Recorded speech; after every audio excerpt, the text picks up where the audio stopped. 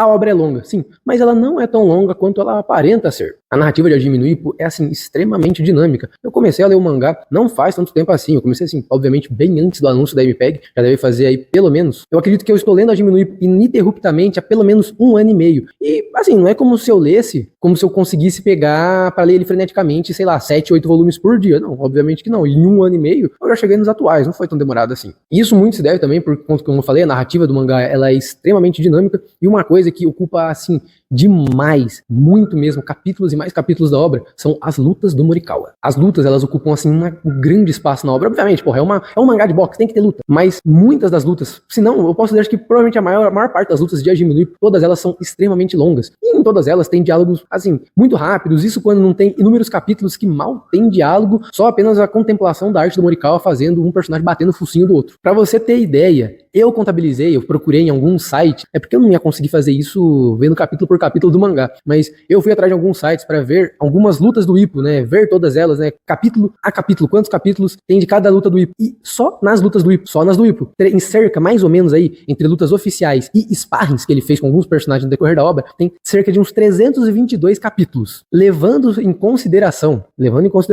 que o mangá hoje tem 1508 capítulos e que o Ippo, eu achei que seria bacana vir aqui dar uma faladinha pra vocês, que eu passei um pouquinho de spoilers de Hajime no Ippo a partir desse ponto do vídeo. Mas calma, amigo, calma, continue aí no vídeo, que eu acho particularmente que pra mim não é um spoiler assim tão relevante pra história de uma forma, tipo, ele é relevante pra história, não dá pra dizer que ele não é relevante, mas assim, eu acho que não faz diferença você saber ele ou não. Inclusive eu, quando comecei a ler Hajime no Ippo, eu já sabia desse spoiler, e mesmo assim eu fiquei impactado quando chega nesse momento da história, que é quando o Ippo se aposenta. Assim, o Ippo vai se aposentar, e isso é uma coisa que acho que todo mundo que tá um pouco mais por dentro do mundo dos animes e mangás, mesmo que não acompanha Hajime no Ippo, deve saber. Eu digo isso porque eu mesmo sabia disso, nem ter lido Hajime no Ippo. Quando eu não li Hajime no Ippo, eu já sabia desse spoiler. Enfim, eu achei que seria de bom tom colocar esse avisozinho aqui de spoiler. Era só isso mesmo. Continuem aí com o vídeo. Não luta. Desde o capítulo 1100, mais ou menos, eu acho que a última vez que o Ippo luta, isso aqui já é meio que um spoiler até, né?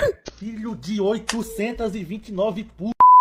Desculpa, aviso de spoiler. Eu vou tentar lembrar de colocar, antes dessa minha fala, aviso de spoiler. Como eu falei, levando em consideração que o Ippo não deve lutar mais ou menos lá desde o capítulo 1100, são mais de 400 capítulos sem o Ippo tá lutando, cara, e mesmo assim as lutas dele ocupam aí quase 1/3 da obra, se for ver só com lutas do Ippo. E não é como se a luta dos outros personagens, por serem secundários, como se fossem lutas rápidas. Não, de forma alguma.